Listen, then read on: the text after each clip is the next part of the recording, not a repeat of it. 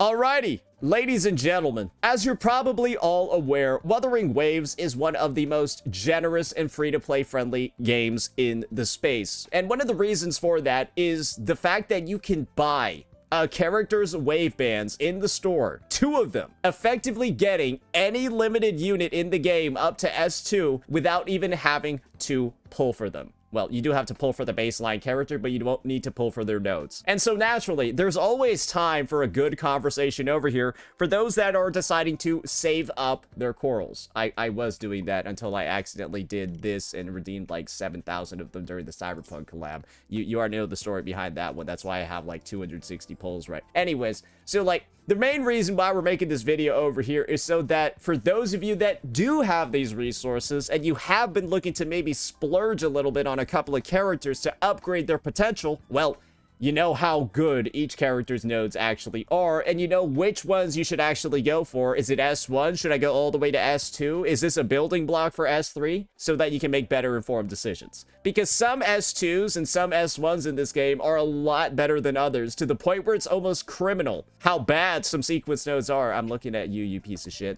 And so, that's what we're going to be covering today.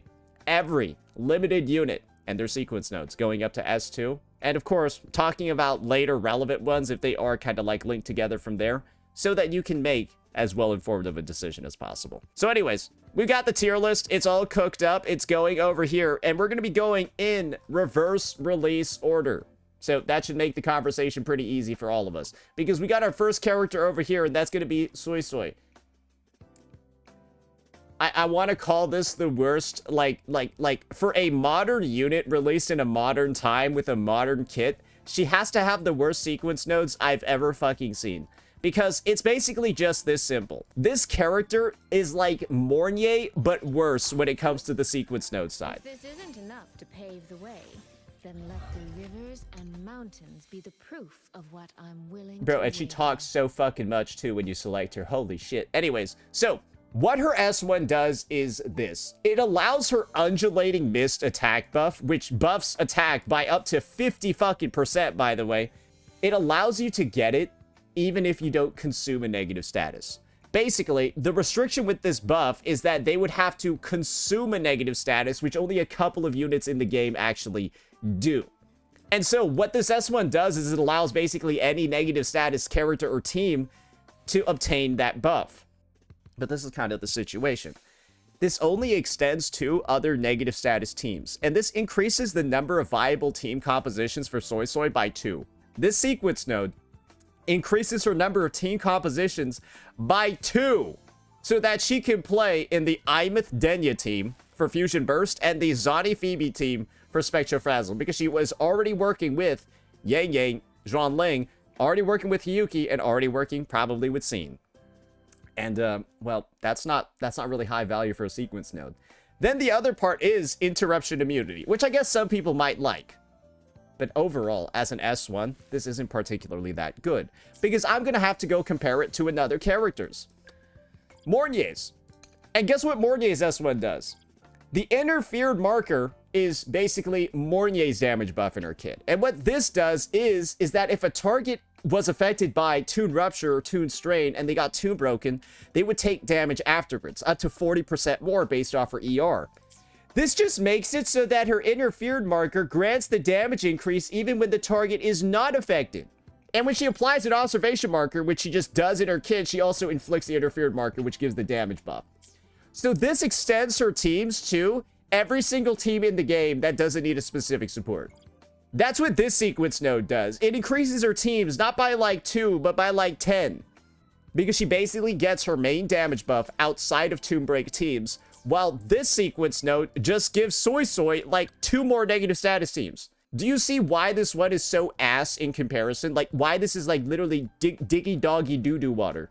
It's worse than Mornye's. Significantly so, to the point where you have to ask why it's so restrictive.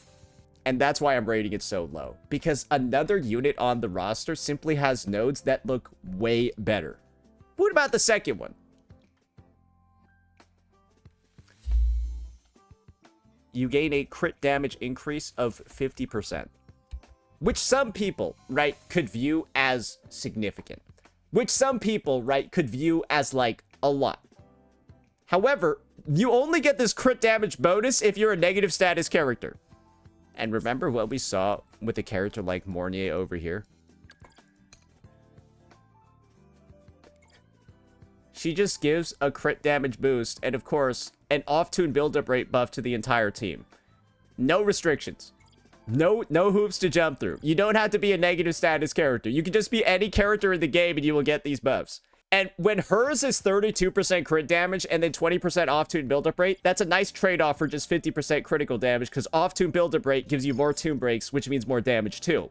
So it's kind of like the damage parts are equal as well. So do you simply just see the angle that I'm taking over here? I don't think Suisui's nodes at a baseline are like weak. I think they're actually quite strong if you're able to make use of them. But it's so restrictive in a way that just makes them seem inherently less valuable, because this works on like only negative status characters. Like, that's it when it comes to these nodes. And the thing is that as a more generalist support, I felt like her nodes should have been a little bit more general in the buffs that they're granting, because it's, you can pull this unit S2 and their team comps really effectively like don't change at all, and you're still never going to use them outside of like negative status teams. And so, like, to me, I'm just a little bit confused for why they seem so low value. But that's just going to be where Suisui is for now, because, I mean, I might as well just move her up to D, because it's like, she will make your team stronger, 100%, but it's a very limited number of teams, and if you're trying to make those teams stronger, it's better to just get nodes of the DPS character, right? It would be better to just get nodes of Hiyuki, or nodes of Yangyang, Xuanling, not like get nodes of this fucking unit.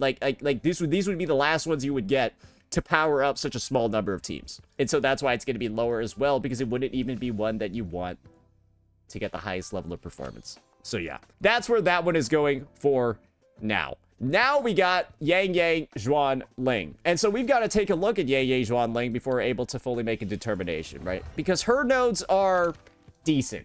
I'm not going to go ahead and say that they're like the craziest ones ever, but her nodes are decent. So let's go ahead, let's take a look at the first one. So what her first one does is that whenever she does one of her sword stance enhanced resonance skills, she'll have a follow-up attack that's basically like an after image. That will deal a decent chunk of her attack, and it's going to be considered heavy attack damage, so it's going to scale with that as well. She's also going to get some stagnation in her kit too, and interruption immunity. So this one over here is just like kind of like a nice node, because it gives the quality of life of interruption resistance while still bolstering damage a good bit. And it adds roughly, I think you use 2 of these. Yeah, you do use 2 of these, so it should add about like 700% motion value to your rotation. Because yeah, these, yeah, you typically get 2 of these procs in, you typically use these attacks twice.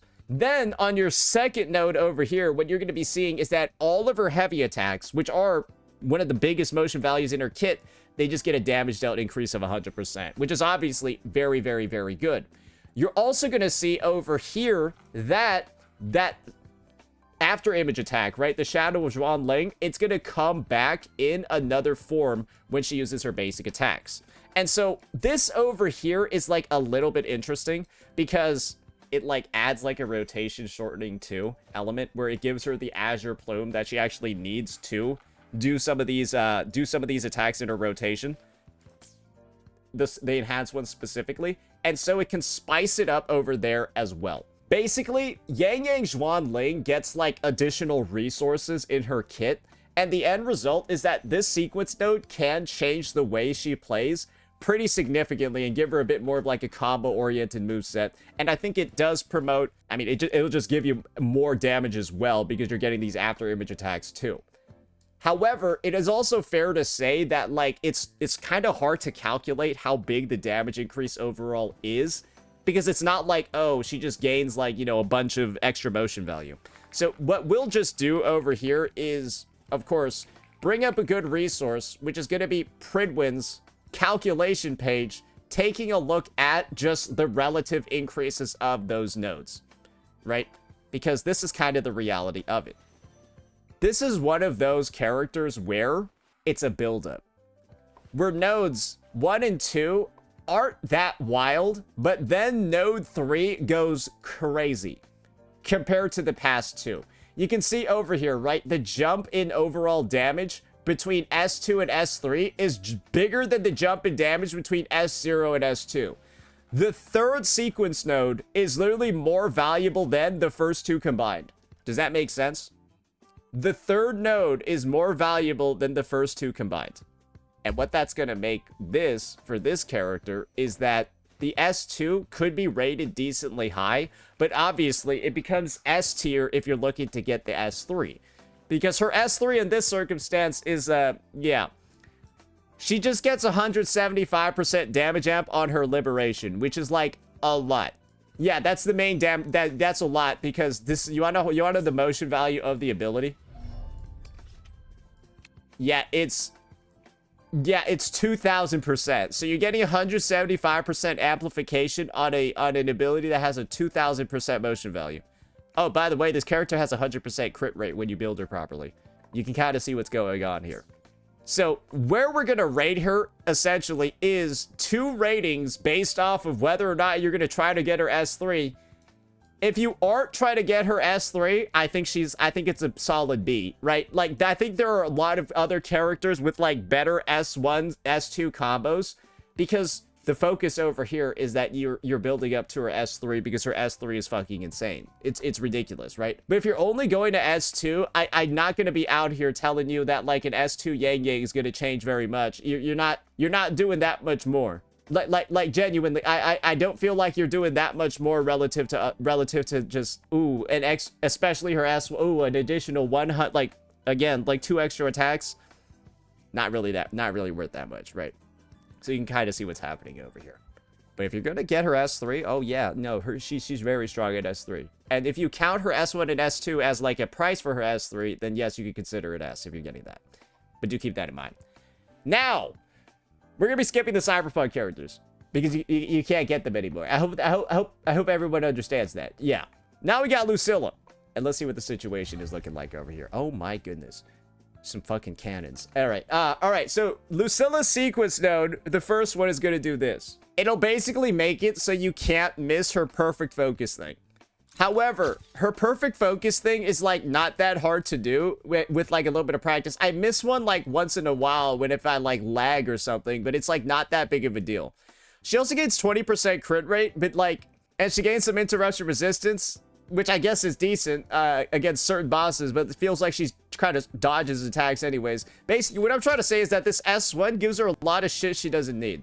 The main one being, yes, I think the crit rate might be nice, but like, I feel like the only thing that's useful on here is the interruption resistance. I'm gonna be honest. Like, I don't even think her damage is high enough to warrant, like, bro, you could delete this and I don't think anyone would care. Yeah, she doesn't do that much damage. Her S2 is this. Can she like stop doing that? I'm not gonna lie. I feel like I'm getting harassed by like paparazzi in game. Like, actually, literally. With casting Resonance Liberation, she gains the following enhancements. Basically, she's a dual role character, so she actually does get some different buffs. So, Glacial Chafe damage, if she's in Glacial Chafe mode, is going to be amplified by 80%. And then, if she's in Echo Skill mode, 40% Echo Skill damage. So essentially, she just becomes a Giga buffer on S2. And this is what I'll say. These are not weak buffs. These are not weak buffs. These are strong buffs. And the fact that you're getting 2 of them, it does in a lot of ways feel like you're getting 2 characters S2s. Because this is how I can say it's like 2 characters S2s. Let's read what Chacona's does. 40% arrow damage bonus. That's basically the same as 40% echo skill damage for echo skill teams, right? Some would actually say 40% echo skill damage is actually better because there's no attribute typing on it. Huh. What about this guy? Oh, he's a... Huh. That's pretty comparable to, I think, 40% echo skill damage. Right? You're slowly starting to see, oh, it's kind of like she has 2. Because this is like its own sequence node for echo skill teams, and this is like its own sequence node for Glacial Chafe Hiyuki teams. And so, like, as a result, I can effectively say this. If you're only going for one of her nodes, I think she's like a B. But if you're effectively using both forms, I think she's an S. if you're able to utilize both forms, you're getting 2 sequence nodes for the price of 1. What do you want me to say about that? Because, like, you can use her with a Hiyuki and you'll get the strength of the sequence node. You can also use this with a Sigrika and you'll get the strength of the sequence node. I don't know. That, to me, seems like you're getting a lot more bang for your buck. But remember, this is only if you can utilize both forms. And you're actively utilizing both forms. And if you're only going to be using one of them, she's like a B. That's it. If you're only going to be using one of them, she's like a B. But if you're going to be using both, then it's an S because you're getting 2 for the price of 1. I don't think that's too crazy over here. As somebody can argue against that if you want. I'm just going to think you probably don't manage money very well. All right, now we got Denia. And Denia might be in a similar sort of situation. Okay, she needs to stop this. Okay, why is she like locked in? All right, whatever. Yeah, no, she's like locked in, bro. So this is gonna be Denia's S1. Crit damage is increased by 30%. And then she's also gonna get interruption immunity for certain... Okay, now she's glitching. Bro, are these the 2 most annoying fucking characters to have in the sequence node menu? Like, one is just snapping photos at you. The other one is lagging. Bro, are you fucking... Holy shit. I'm gonna mute her ass. She needs to stop, bro. I need to go mute SFX, bro. Holy... Lucilla, it was okay. This bitch is unbearable. Nah, that's actually unbearable. Oh my god, I can't even read. The colors of the stars. This moment only. There, okay. So, crit damage increase of 30%, which is, again, it's a sub-DPS character, so it doesn't really matter that much. Then she gains interruption immunity for basically all of her attacks. Yeah, no, seriously, it's like all of her attacks. And then she's gonna gain a special buff, entropy shift, where she just basically slightly...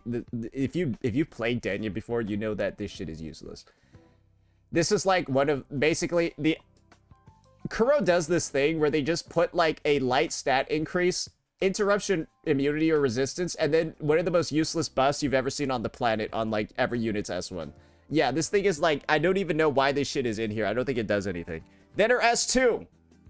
And this is where, once again, you're gonna have to take a look at the differences in roles. When Denia is in Fusion Burst mode, after somebody inflicts Fusion Burst, they gain a 50% fusion damage bonus.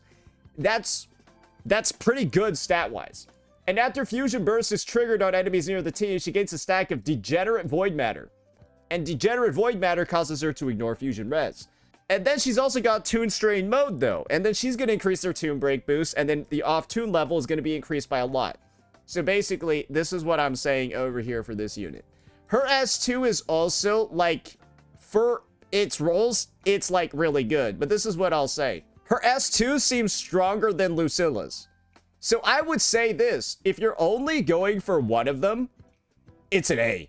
If you're only going for one of these, it's an A. Because her unique bonus with Toon Strain is, like, they immediately get Toon Broken.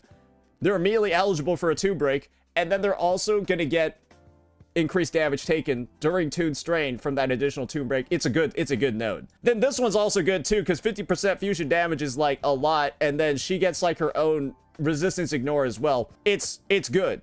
Yeah, and it's really good on all of her teams. So if you're only going for one of these, I'll say it's an A, and obviously if you're going for both, it's an S. Yeah, that's fair to say. Denia's nodes, I think, are significantly... I'm just going to drop Lucilla down because Denia's nodes do seem a lot better than hers. At least for what I'm seeing. Now we got Hiyuki.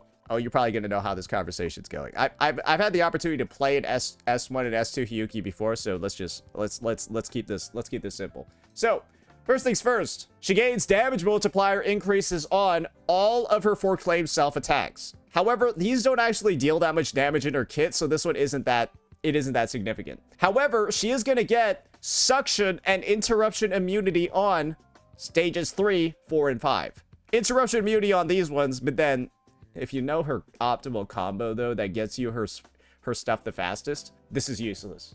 Because you're doing a BA3 into a cancel into a BA3 again, and then a double skill to gain her entire forte. So this whole interruption resistance thing is like useless on her because it's slower than doing the combo. Then she's also going to be inflicting some Glacial Chafe. A little bit more. Not enough for it to be significant, especially if you have like Lucilla and Hiyuki on the team. Yeah, if you have Lucilla on the team, this part over here is useless. Because this allows you to basically freeze the enemy, like, after your ult, but, like, you're already doing that anyways. Now, though, you have S2.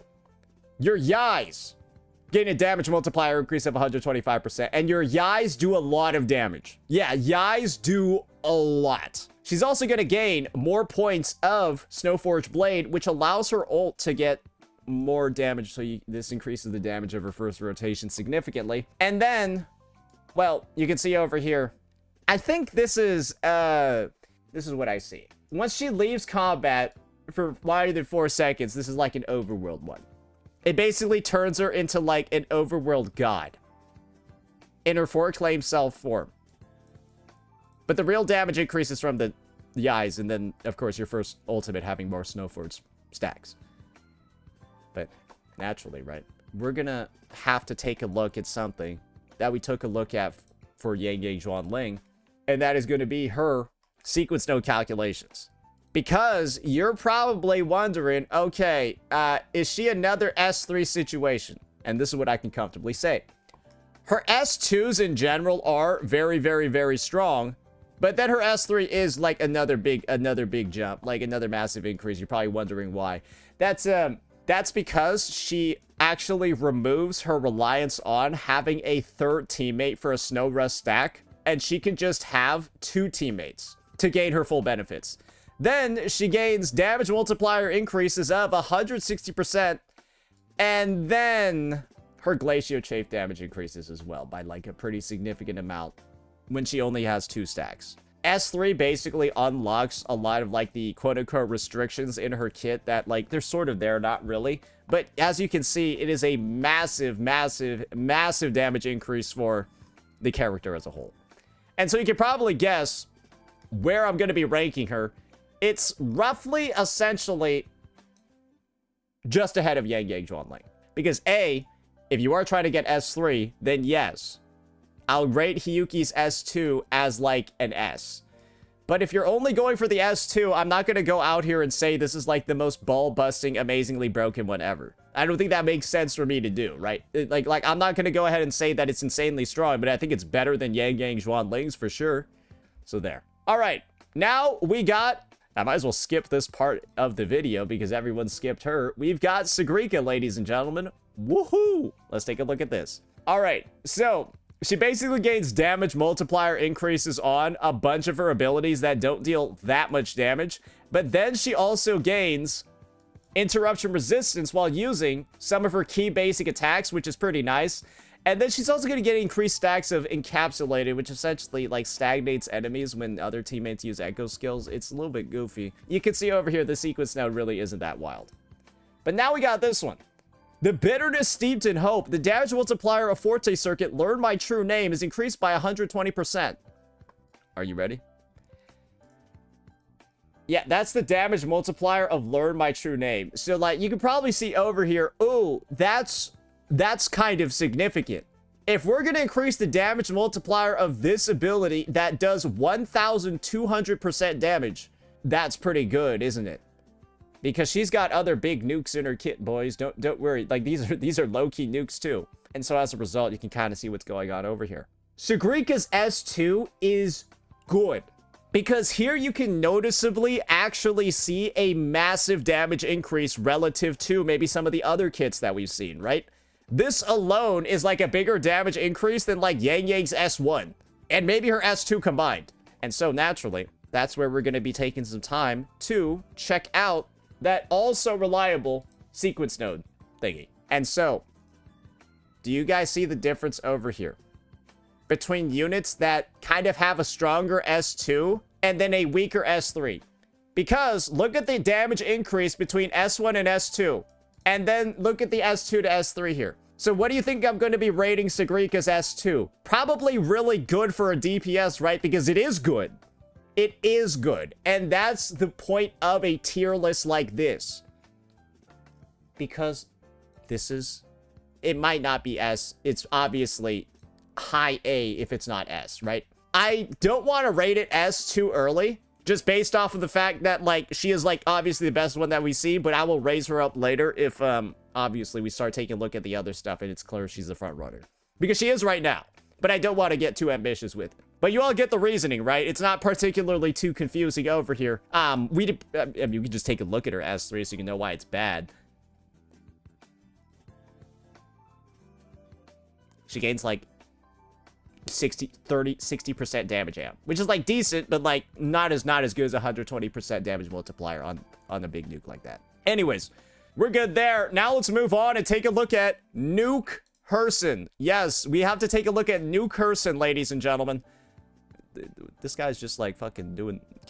Why is he doing such boring shit in his art? All right. He gains a 150% mid-air damage bonus. Mid-air attack damage bonus. And this is the thing. These do an okay amount of damage, but they're not like a crazy amount of damage.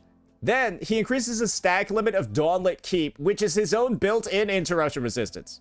So, like, yes, he basically gains more interruption resistance, and he can also get more stacks of the interruption. You get what's going on here. Now we got S2. The damage multiplier of Resonance Liberation, rewritten in Winter's Margins, is increased by 60%. And this damage multiplier increase effect is stackable with that of end notes on the end game. So basically, this is what happens over here. He gains a damage multiplier increase every time he uses his kit up to 75%. Then he has an additional 60%, and you see what's going on over here. This looks like it's also going to be rated quite highly, isn't it? You can already see what's going on over here, because that's the ability that's getting... This is the ability over here. And as you can see, its baseline motion value is like 1,000-something%. That's a lot of damage multiplier increases you're getting over there.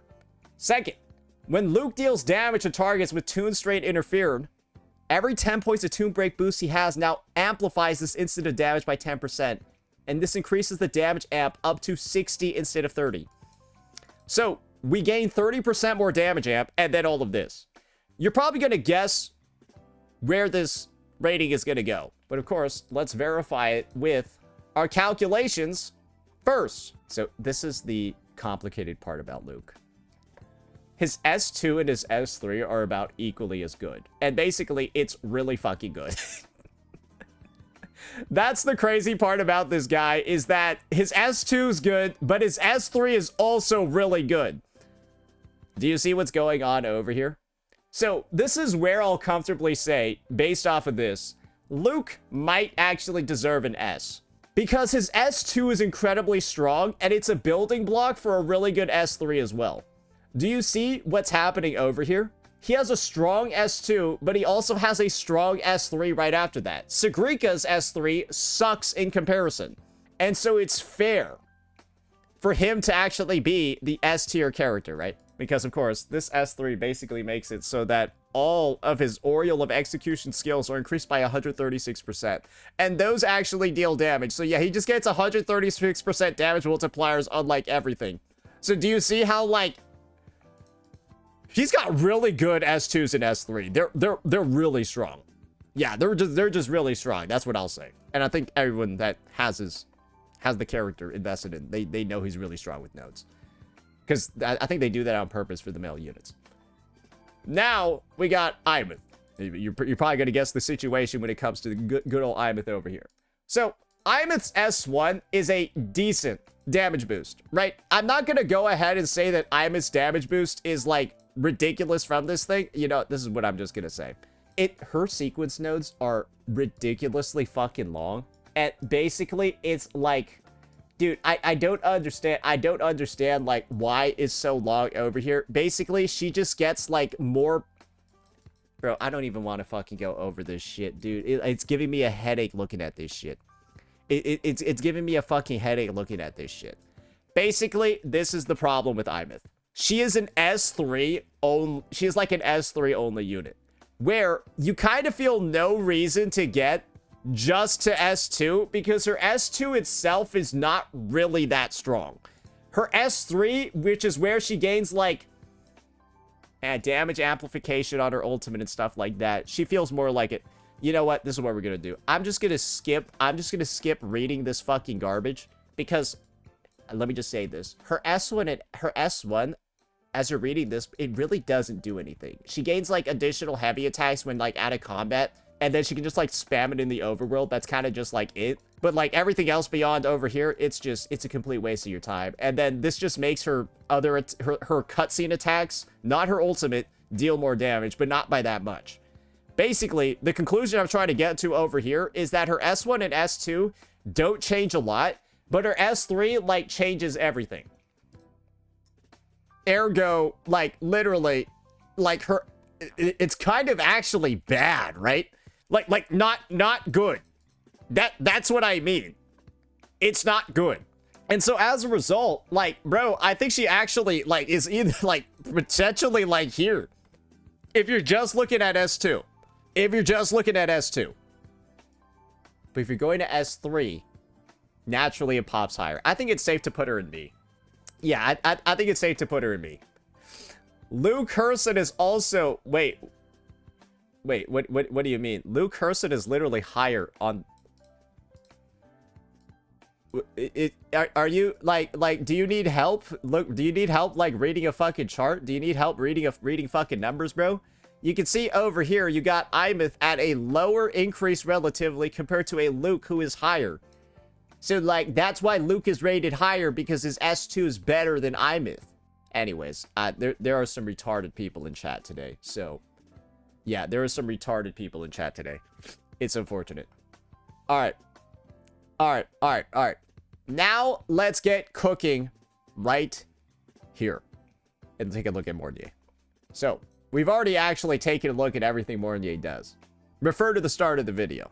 The end result is that I'm going to be placing her relatively high in... I'm going to be placing her in A. I'm going to be placing her in A for one specific reason. S1 opens up her team comp significantly, but then her S2 kind of works against her S1, because the off-tune build-up rate is nice, but it's not really that game-breaking in non-tune break teams. Do you get what I mean? Do you get what I'm talking about over here? So it's kind of like a... This one opens up her team comps, which is like really nice. It's actually very strong. And also increases her performance in her baseline teams. But then this one only kind of like half of the benefit over here is just for her baseline teams. So that's the reason why it's not going to be an S. It's because the bonus itself is not general like her S1 being general. Shorekeeper, on the other hand, Shorekeeper's S2 just gives 40% attack to everybody. And that's a general ass one that works for every single team. And so that's why I'm going to rate that one a little bit more highly. But yeah, I think, yeah, because Mornye's buff is partially to off-tune build-up rate, and that makes her team comps a little bit less general than they could be, I think that's why I'm going to place her at A. But her S1 is really, really, really good. It's just her S2 is a little, yeah, it's not as valuable. Now we got Lynae. This character has, I think, the worst sequence notes in the fucking game. Like, truly, genuinely, have you ever been interrupted on Lynae before? No, right? Because I don't know how you can get interrupted on the character, because I think she auto-dodges while she's in the air. It's very hard to get interrupted on her. So, like, the interruption resistance is useless, and then, like, bro, this thing is, like, it basically is like a... You want to see how much damage Polychrome Leap does? Because that's the main thing, right? The damage multiplier of basic attack Polychrome Leap. Holy fucking shit. Is it here? There you go. Yeah, you want to increase that damage multiplier, big boy? That's not even 100%. Or sorry, that's like 101%.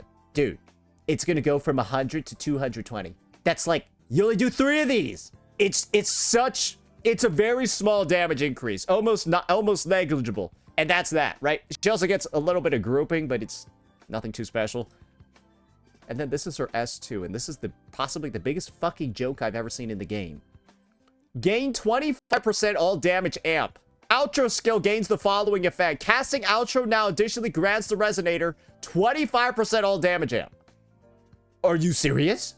Wait, so this gives her 25% more damage amp, personally, and then her outro gain... Bro, that's not... Bro, that's so little. That's good, no? Brother. Like, I can just show you. Have you not seen another character sequence note in the game before? We just looked at Denia's S2. The colors of the stars. which is giving you 50% fusion damage. Then she gets 15% fusion ignore, or like 10 fusion ignore. And then this one is like an... If we compare it to other sub DPS nodes, this is so shit, it's unbelievable. Because like the other nodes, even on older characters, bro, they like affect the entire team. Like 40% fusion damage to the entire team is better than 25% amp to one person.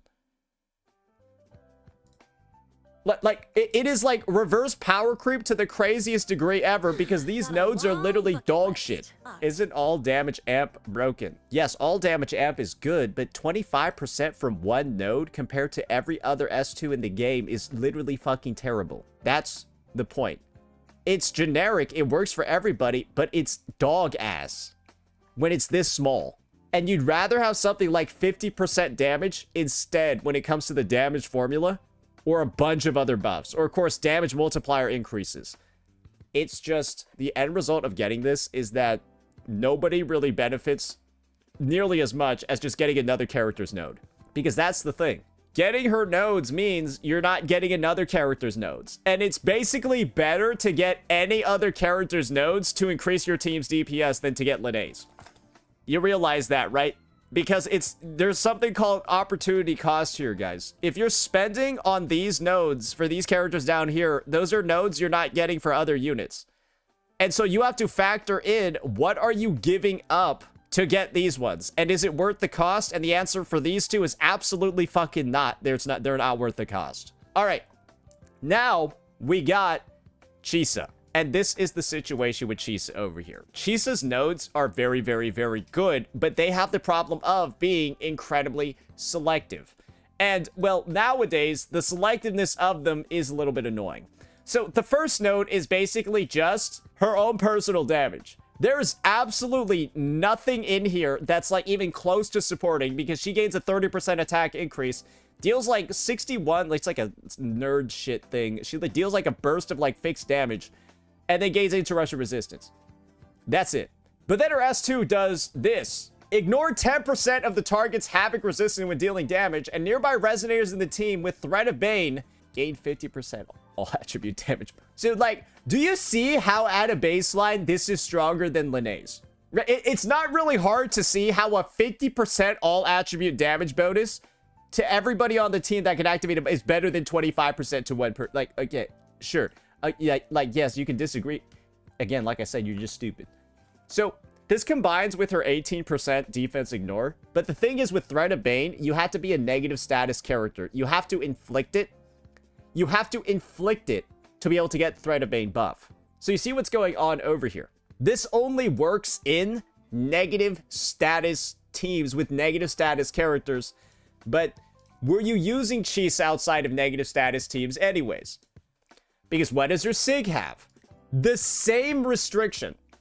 And so this is where I can comfortably say it's not like Chisa was being used outside of these teams in the first place. Because even if her S2 was general and worked for every team, her weapon wouldn't. So do you see what's going on over here? Her S2 plays within the confines of her own kit, and it's not like the confines were ever going to get loosened when it's on, the restriction is on her fucking weapon. And, like, a weapon can't get a sequence node, bro. All you can get are refinements for it, right? You can't get a sequence node for your weapon that makes it, that loosens this. So that's why, with Chisa over here, I'm going to be rating her a decent bit higher than Suisui. A lot higher. Because this is the thing. Chisa can effectively work on every negative status team. Except Zani and Phoebe, because they're dog shit. However, it's just negative status teams still. That alone is not... That alone is going to make her not an S, because it's still just negative status teams, and she still only has one use in End State Matrix, and she's still just one character. Because if you get these nodes, right, on, well, another... that alone is actually going to make me bump up Suisui. Because you get 2 uses out of her in End State Matrix. You only get 1 use... Ah, wait, I might need to bump her down. Yeah, you only get 1 use out of her in End State Matrix. Yeah. Are you going to spend all those sequence nodes on a support character for a support role when you can only use them once in this game mode? Something to think about, isn't it? And so, in the state where Chisa has only one use in end state matrix, bro, I'm sorry. It might be like that then. It might be like that. You can use her 2 times, WTF. Well, this is the thing. You should be saying WTF to. You should be saying WTF to your eye doctor because you're clearly overdue for a fucking appointment. Because if you go into resonator enhancement, it says it very clearly right here. Like it's the first one you fucking see. So you're this blind, by the way. You're this disabled, by the way. This resonator gains 1 more vigor in this phase. In this phase. In just this one. That's what that means. So it's only this phase. S2 phase 1 only. Even said, bro, how many times can they say it? How many times can they say it? It's just this phase. So obviously it's not going to be there the next fucking phase. And so I'm going to judge her rating based off of the future state. Anyways. Are we, like, good here? Because there are some mad retarded people in here. I'm just wondering if they're, like, can we normalize reading anything in the game? Can we normalize putting in at least, like, the bare minimum effort to read something before commenting on it?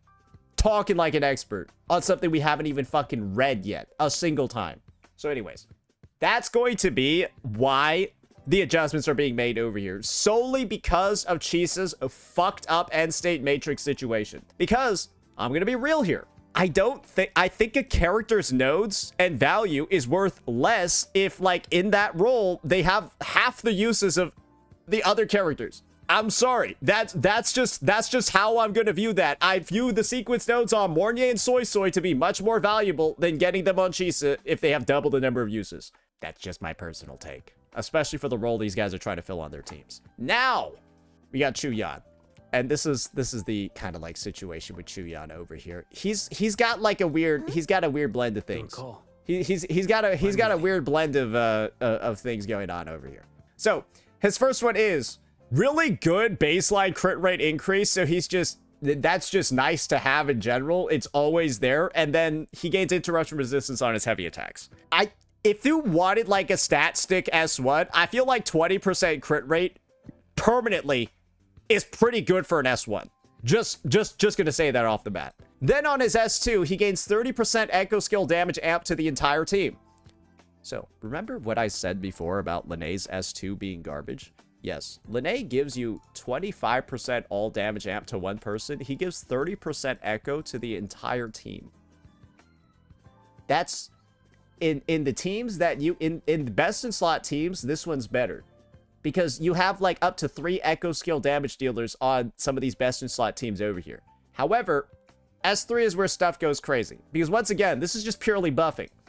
His liberation somehow gets a 500% damage multiplier increase. So, yeah, this gets a 500% damage multiplier increase, I think. So, like, that's a lot. That's a lot. Right? 700% is a lot. That's the point. And this is the thing. Qiuyuan basically turns into a DPS character that, like, he's basically a mini Camellia. He basically turns into a mini Camellia, and you get Where Winds Meet, the, like, super premium version, when you get his S3.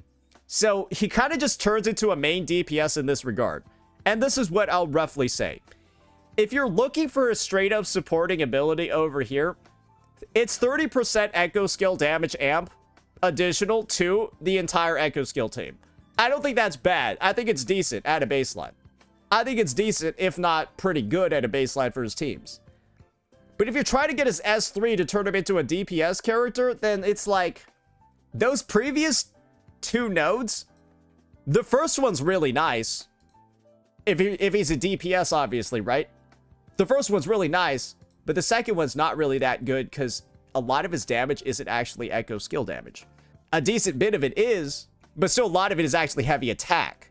And so the end result is that, like, his S3 is a little bit, like, goofy because it's like his S2 doesn't play that well with it. So I feel like comfortably, it could just stay in like B. Maybe it goes into C. I don't really know. That's the issue with like the whole like S3 turning into a main DPS thing, because it kind of just feels like an S0 R1 main DPS at that point, and that's a lot to spend 3 sequence nodes on. That's kind of just how it works. You know what? I'm beginning to realize this. Why don't we just keep it at a close over there? I'm realizing as I look and I take a look at the rest of the units on here, we're going from like Galbreda backwards. And at this point, it might be worth just having like a part 2 tier list for some of the older characters. Yeah, you know what? I think we should, I think we'll go with that. We'll probably have a part 2 tier list for the other half of the roster, because I'm realizing this shit's already getting to like an hour. So that's probably the way that we're going to go. Just for like the, just to have some, we got a lot of days left until Qingzhou, ladies and gentlemen. We actually got like 8-9 days left. We actually got like 8 or 9 days left until 3.6 releases. So like, yeah, I know, you know what? This is what we're gonna do.